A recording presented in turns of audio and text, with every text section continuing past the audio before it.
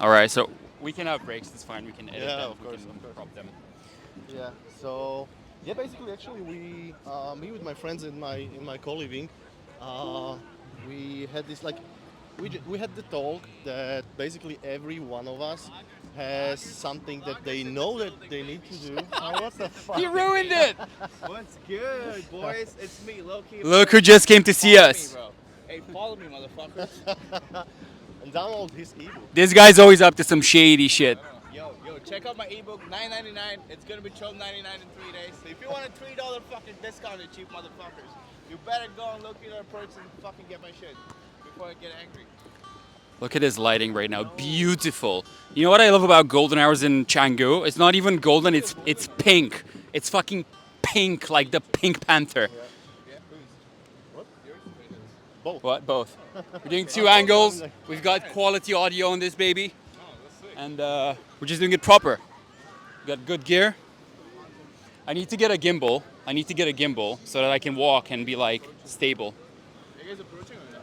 I might do. Yeah. Just like organically, if some girl comes by, like, hey, But do you you want to need be? to- Do you you want need to to do be? it You with have to do it with the vlog, of course. Yeah. Of Yeah. course. Actually, like this is But- proper. but- you, but- you just but- say that yeah. you're vlogging. Yeah, exactly. But that's like a whole setup. There are people who do this to approach because they don't want to approach without it. Oh, okay. Yeah. I mean, it makes a kind of excuse, you know. Or, Yeah, it's an indirect approach. So, yeah. So we're talking about mental and physical fitness. So we're joined today by Anton. Anton, who is from the Czech Republic. Yeah, Czech Republic. Actually, originally from Slovakia, but I lived in Czech Republic for years. Yeah. Anton, tell us your story in a couple of words.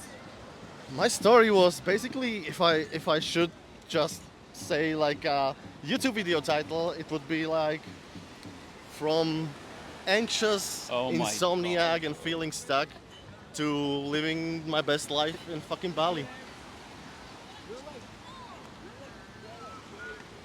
Sorry, guys, we got distracted. The ass on that chick, though. Wow. This is not gonna work well. Like if I keep getting distracted by asses like that. But guys, I mean, we're at the beach. It's gonna happen, right? So we're just gonna edit this shit out. But so let's start over. Anton, tell us how you became the man you are today. I mean, it actually took years of struggles of building myself up and basically work on every aspect, every area of my life. Like regarding career, regarding like just deciding what I would like to do, so I don't feel stuck anymore. Like because you know, in the past I used to work in a corporate environment. You probably know that very well. Yeah, then just decided what I would like to do, and I set the path. I mean, like I set the goals for myself, which actually was really similar to the life that I live now here, and I just thought what the path to accomplishing this could be, and I just did the work. All right, so I'm gonna drill a bit into the specifics. What sort of corporate career did you start out with in your I guess early 20s? What was your first corporate job? Yeah, actually, I studied economics, and when I finished university, I basically ended up in a really big corporate company, and I was working as a like accounting reporting specialist. So basically, I was just stuck in their 9 to 5 and just making Excels and you know reporting, financial reporting, basically. Okay. Okay. And was that lucrative? Did the money sort of make up for the? Oh, not at all, not at all. I mean, like at that point in time, I was making, I man, like 700 euros, I think, netto, which was like, I mean, for Slovakia, it was not too bad, but you know, like it was far from ideal. Okay. And what was the big turning point in your life where you decided, I'm gonna take control of my life. I'm gonna stop doing what my mom told me I should do, and I'm gonna start doing what I feel like doing. Yeah, actually, it was not pretty. It was not pretty at all. As soon as I started to work in that company, I basically the worst chapter of my life so far began. I was so fucking stressed out and anxious, and it resulted all in like the worst kind of insomnia that you could imagine. I was No shit. basically not able to sleep at all for months. I mean, I tried all the different shit. I tried different drugs, medicine. I tried to numb myself out by weed, by like different kinds of medicine for sleep, anti-anxiety drugs, hypnotics, everything. And I mean, I combined, like, there was a point in time that I combined all of those, which you shouldn't do at all. You know, you can kill yourself. Yeah. So there was a point in time that I combined all of those, and I was not able to sleep. Still, I mean, like, I was lying in my bed. I felt that my brain is like completely shut down. I was fucked up. My body was shut down, but still, some part of me was like awake, and yeah, I wasn't able to rest. You know, you know that feeling that like when you don't sleep for a day or two, you know, you can Yeah. go through it. But like when you don't sleep for weeks, like it's, you know, you get completely fucked up. You Yeah. cannot think Yeah. straight. You cannot do any kind of physically demanding activity. Nothing. Yeah. So yeah, there was a point in my life that I realized that I mean I cannot live like that. Like I'm not like I'm not uh, you know I cannot function as a member of a society like that, you know. So yeah, So your move away from the corporate world was less out of a passion for other things, but more out of necessity for your own health. yeah. Not only necessity, then like the insomnia thing and the anxiety was just like it just pinpointed The that breaking okay, point. yeah, that The something is final, the fucked final up. drop. The Yeah, final drop. something is Yeah. wrong. Something is really wrong with how I live the life and how I am expected to live my life, and you know how the society is expecting me to live my life, and like the pre-installed like stereotypes and stuff that you basically grew up with. Yeah. Yeah. And throughout this time, were you making a plan, like an escape plan? Like, I'm going to start a side business, and once that gets comfortable enough for me, I'm going to focus on that, I'm going to quit? Or did you just jump into the void, just hoping something catches you? Yeah, actually, at that point in time, I was like 22, 23. I was not at the point in my life that I would be able to like consciously decide, okay, this is the plan, these are the goals. So I just started to do whatever feels like, whatever felt that might be able to help me. So so then was the point where I started exercising. You know, basically since that time, gym is like everyday part of my life. That helped a lot. I dug deeper into meditation, being more present and stuff, and like step by step, day by day, it got better a little bit, and maybe after a few months, actually maybe it was years that like it slowly got better. I slowly my sleep got better bit by bit, but I still felt really stuck. I still felt that this is not the kind of life that I would like to live. And as my sleep got better, I was able to actually like reflect and to really think about the life that I live and how it's not aligned with my dreams, with my values and stuff like that. So yeah, after few maybe like year and a half or 2 years after that turning point, I actually got to the point that I quit the job and I really prepare a plan for myself that okay, this is the goal and what the ideal path to that goal can look like for me. And what did that plan look like? The plan was, I mean, okay, like the goal was to live life on my own terms, to live life like I live now, basically. And then I was choosing, okay, so how can that path look like for me? So I had basically like 4 pillars that I was revolving this thing about, and it was like I need to be able to work remotely from the beach, from the cafe, from wherever. I need to at least I somehow think everyone in the audience empathizes with that. exactly. I need to be able to at least somehow enjoy the stuff that I do. That is my work. There needs to be at least like 5 to 10 year potential in the field and it work itself. So like I don't need to switch it for another path in the next year or two. And yeah, there should be I should be able to make enough money for. All right, enough with the suspense. Tell us what it is. Yeah, so I basically dug deeper in the all things digital. I started to build websites. I started to do like performance marketing. Basically, I started as a freelancer. Yeah. I learned everything by myself. I started to do performance marketing, website analytics, build a website, and mostly I started with e-commerce. That basically I do until now. So do you sell products online? I don't have a physical, like I don't have a store by myself. I used to have one, but then I sacrificed it for getting better in certain areas of the digital world, and yeah, I now work as a freelance consultant for marketing and analytics. Okay. Okay. And how many years did it take you for you to get good enough at that, where you could start working on your own terms from wherever you wanted? Because obviously, those are benefits that you only get when people see value in you and they're willing to hire you wherever you are.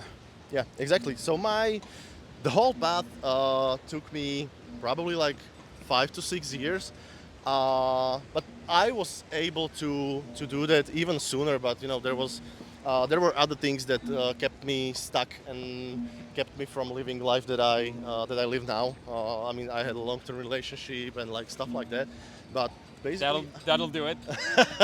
That'll do yeah. it. Yes. Yes. Yes.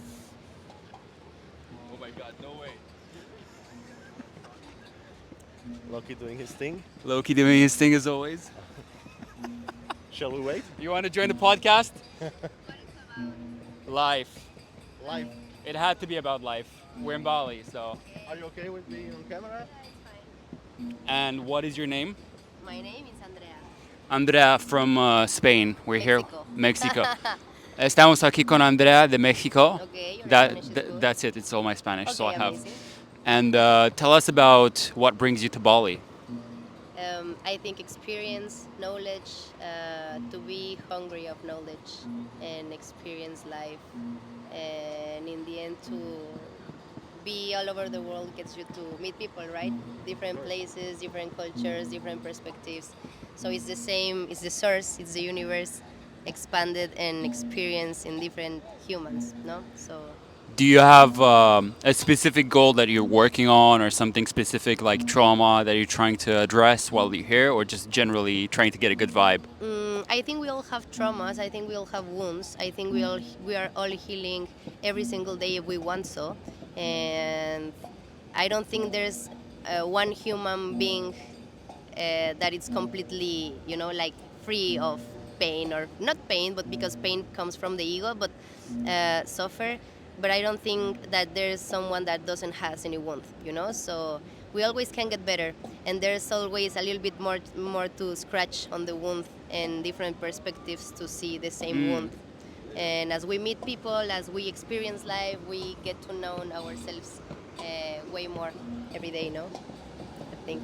Exactly. Do you have the feeling that Bali is some sort of like the melting pot of people that are aware of their traumas and they just wanted to break free and just experience the life on their own terms? I think in general Southeast Asia, but talking about Bali, the fact that they have a lot of Buddhism in their religion, so the people has a different vibration. The country has a different vibration than other countries, For example, like Europe, no. So it's different type of lifestyle, it's different type of social status, but at the same time, it's different type of consciousness and different type of. You can sit here. No, I'm And trying. different Yeah. type of how they feel, So I think that people that comes to like Thailand, Bali, countries like this that the people is like super open and super connected with spirituality gives you a little bit like a push, like you got this, bro, like keep going, Thank you. and it helps you to connect, and it helps you to connect with yourself and also connect with people, which makes you connect with yourself more, no? But I think this is only about how much do you want, because I can travel all over the world and I can be like this on the beach, listen music, but I can be just looking at the sand and being crying because I remember my childhood, or I don't know, So I think we can learn from the everything, but Bali or Indonesia has a super special energy, healing energy. I agree. Yeah. All right. Cheers. Thank you for your input, Andrea. Thank you. Where can people find you? Instagram, I'm like Andrea Franza. I'm a scuba diving instructor. I'm Okay. also a healer. I'm a therapist as well. So I do a little bit of everything. How do you spell that? Andrea, Andrea, Franza, Franza. Mermaid Sparkless. Perfect. You heard it here, folks. Contact Andrea for some good old healing, So some good old, massages. some good old trauma release. So do you live in Bali? For now, yes, that's my plan. I'm a masseuse and I'm also a scuba diving instructor, so I do a little bit of everything, but mostly I want to focus on healing. So Yeah. here there's a lot. I want to also become a yoga teacher, so Perfect. we're waving. Perfect. We're surfing the wave now. Fingers crossed. Fingers Good luck. crossed. Yes. All right, we're gonna leave Bye, you to guys. it. Thank Yes. you. Thanks for Thank you. joining. Have a nice evening. Bye. Thank you. I saw Tristan as well. They There you have it, folks. Okay. There you have it, folks. Andrea the healer. Yeah, we're on parallel live. It's 50k followers we got. That's funny as fuck. You got the record on. Have you got that? So That's cool. I know the owner. the funny thing about Bali is every second person here is a healer or a massage therapist or a trauma or a trauma therapist. I literally live with on my YouTuber amateur massage. my literal housemate is a trauma therapist. Like I moved in with someone random and they're a massage therapist. So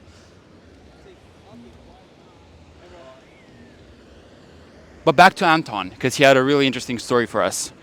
Yeah. So about your move from corporate to e-commerce, how did that describe to people that transition? Because I'm sure a lot of people are dreaming of making that move, but it's the thing that scares them is the jump. Does it have to be you quit your job? Do you rage quit and tell your boss to fuck off and then figure it out? Do you need to have some savings? Do you start working on it while you still have a job? Like how do you sort of slide into it? No, actually, it was not like that at all. I think that it requires to do some self work, some inner work before that, and to realize that basically the thing that you are scared of the most is actually the thing that you should do and that you Yes. need to do to move forward. So. So a I little was- about pickup. Yeah, so I was actually, edited out, by the way. I was actually pretty calm and confident with that move, even though I was like 24 at that point, I think. So yeah, I was pretty confident, and I knew in the back of my mind that okay, I have the plan. Even if something went like horribly wrong, I can still find another corporate job. I mean, like you still can, you still can do Yeah. a 9 to 5 somewhere, do it for a half a year, like save some money and try another thing, Also, when you're young, you have time to unfuck yourself. If you fuck Yeah, up, you're yeah. young, you can mess up a couple of times. That's why it's good to take risks in your 20s. Yeah, exactly. Like, agree 100%. Agree 100%. I mean, like, and that kind of attitude made me to be even more confident, to be even more in line with myself. Even so that, like, to be able to take risks even in my 30s, because like right now, I will soon turn 34, and even now I took a leap of faith to just come here. Actually, like my background is that for the past 4 years, I was a manager of a performance marketing in the biggest e-commerce company in CEE region, Central Europe. So even this was a big leap of faith. I was freelancing on the side for the whole period, but still it made me really nice money to work at that company. So even now I'm 33 and I took like the biggest leap of faith ever probably. I mean, I just gave up the part of my identity. I left my life in Czech Republic in Prague and just came here to Bali. Just fully commit to work on myself, work on my freelancing, my own projects, and yeah. So yeah, I think taking risks and building the confidence in yourself, believing in yourself in your 20s is the best thing you can do. Yeah, and if you have a solid foundation, if you still have your parents, or if you basically if you don't have the huge risk of becoming homeless or something, just take risks. Just it builds a solid foundation for your confidence and your self belief. So some people are going to be worried about, yeah, I want the lifestyle, I want the freedom, I want to be a freelancer, but I also want to be a millionaire. I want to bowl, I want a lot of money. Do you feel like you've had to make a decision between, your financial prospects and your freedom? Do you have that? Did you ever have to make that choice, or do you feel like being here on your own terms actually opens doors for you to make even more money than you would have in the corporate world? How do you see it? I mean, I'm not a millionaire, so if you're asking for that advice, I'm not. Would you have had that prospect had you stayed in the corporate world? No, actually, I think that what you said is 100% true. That you think, for example, I was making really nice money, and you need to make your peace every time you are making a change like this. You need to be all right with quote unquote suffering for a while. Yeah. I mean, until now, for example, I'm not making as much as I was making in the past 4 years, but I know that the amount I'm making right now is more than enough for the life I live. And yeah, it just opens the door for you. The quote. I mean, before you, you need to get rid of stuff in your life to open the door for the new possibilities, new options, and new opportunities to come. So yeah, yeah. I mean, and I see it every day basically, and it is also related to building the confidence and basically starting to not give as much shit about stuff as before. And when you start to do that. Sorry, just quick. Can we go on the dry stand? Because I've got a flip flops and I'm fucking. Oh, I'm sorry. Look what I've done to myself. Look at that shit. It's it's crazy. It's crazy. Yeah. Yeah, no, I agree.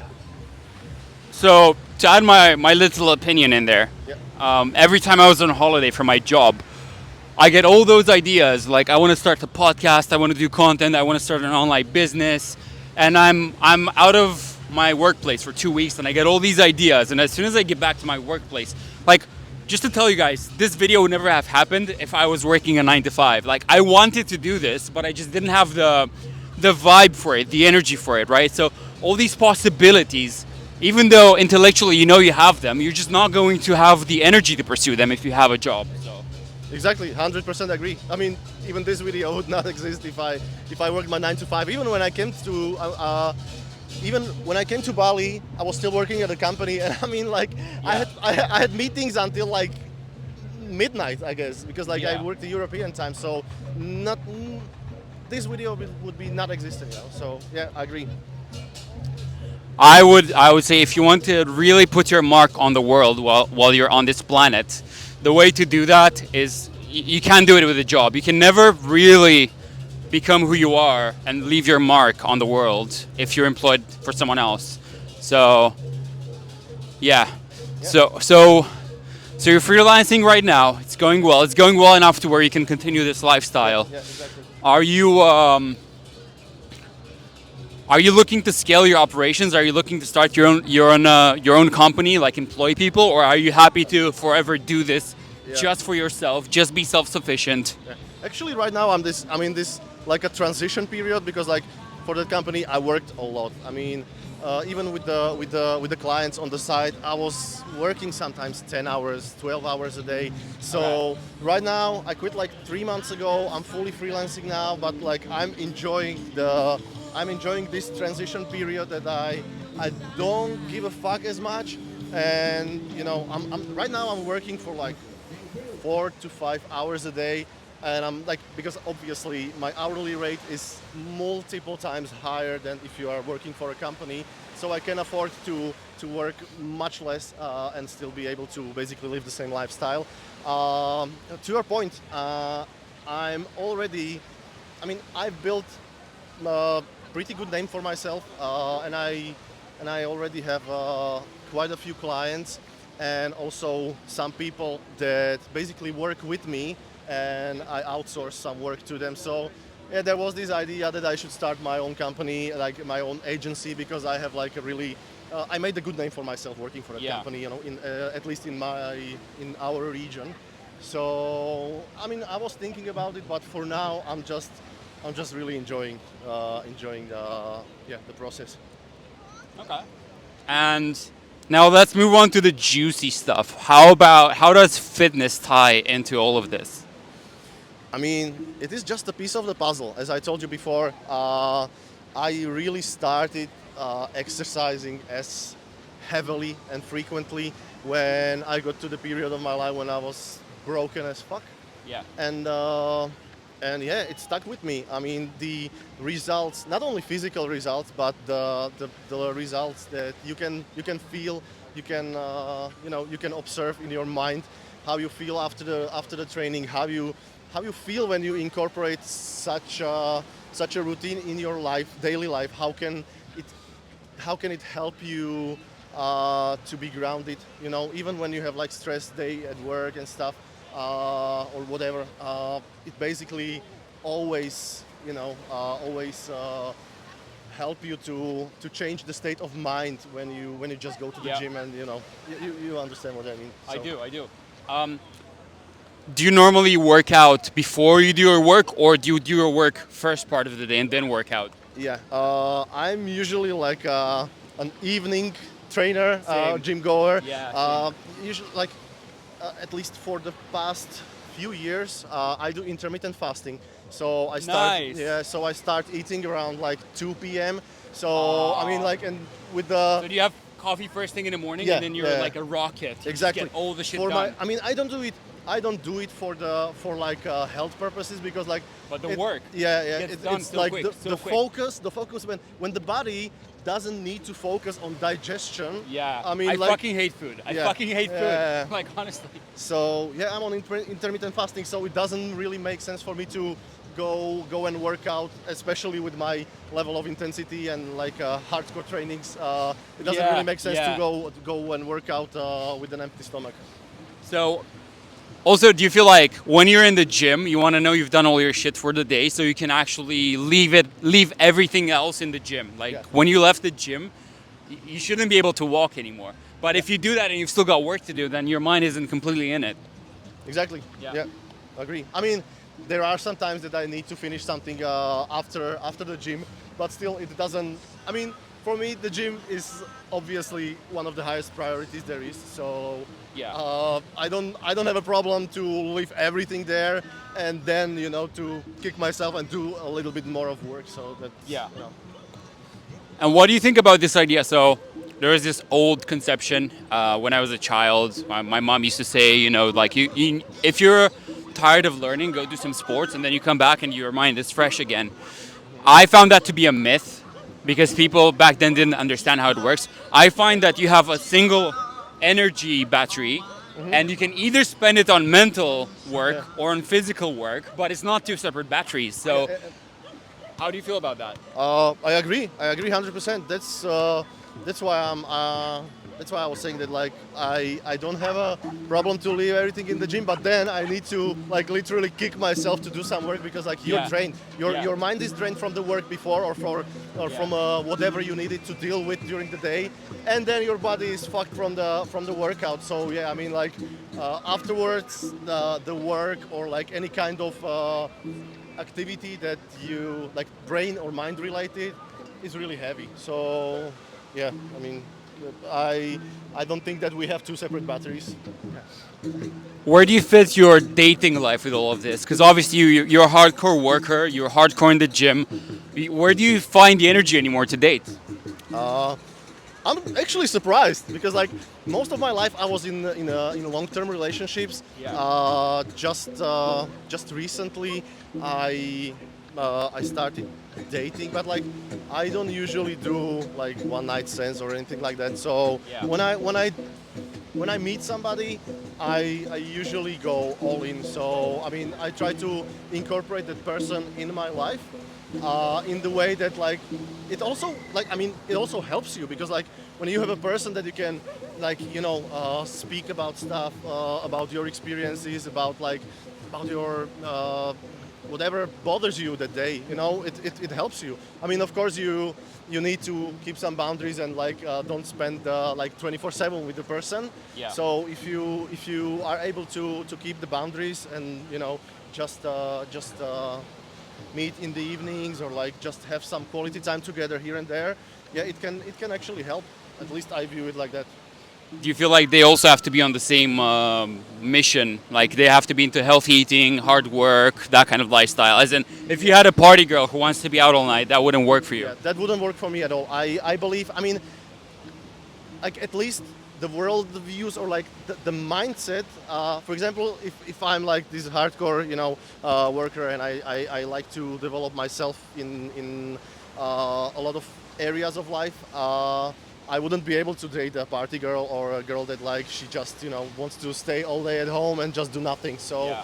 I mean, I don't think that for example, my girl or my woman needs to be like a hardcore worker and stuff. I mean, Yeah. but like the mindset must be similar. I mean, Yeah. like at least some kind of growth mindset and like the ability and the will to work on herself and to develop yourself needs to be there. Needs to be there because like when you meet somebody, you are. I mean, like when you actually wants to spend some time with that somebody, you are probably somewhere on similar like levels energetically, whatever. Yeah. And I mean, when you work on yourself and you push yourself forward, and she doesn't, there is this discrepancy and mismatch. So yeah, this cannot work long term, I think. So would you say you're looking more for a traditional kind of woman, like a traditional kind of relationship where she's just like there for you, supporting you, happy to like contribute to your mission rather than, like either a party girl or even a boss bitch, like a corporate. Would you be happy with like a corporate high achieving type of girl? I have no idea actually. I have no idea. Never dated anybody like that. But I I think that what the fuck? I forgot what I wanted to say. Sorry, we can cut it. Yeah, sorry. What was the question actually? Would you be happy with like a corporate boss girl, like a high achieving type of boss bitch, quote unquote? So these these like CEO women or super, like basically the environment you came from, like a female version of you, like a manager female. Yeah, actually, I cannot answer. I don't know. I have no idea. I mean, but I think that it's all about understanding each other and the level of support. I mean, like if she would be able to support me on my mission and I would deem her mission as aligned with my goals and my plans for the future, I don't see a problem there even. I mean, like, but I think that there needs to be a good like level of support from both sides. Yeah. Okay. Okay. So I mean, like, my hand my is hand fucked. is fucked up. I'm like, okay. All right, guys, we're gonna wrap it here because the light's gone. Look at that beautiful sunset. Fucking hell. What happened? Did it cut? No, it was, Okay, no, it was. it was working. Yeah, guys, we're gonna finish it here. Look at that beautiful sunset. The light's gone, but what's left of it is just poetic. Look at that shit. Wow. All right, Anton, thank you very much for joining us today. You've got an inspiring story that I think people can learn a lot from. Where can people find you? I mean, Instagram, it's Anton Priatel, I mean ANTONPRIATEL. Thank you, Anton. Ladies and gents, thanks for joining us. Stay tuned.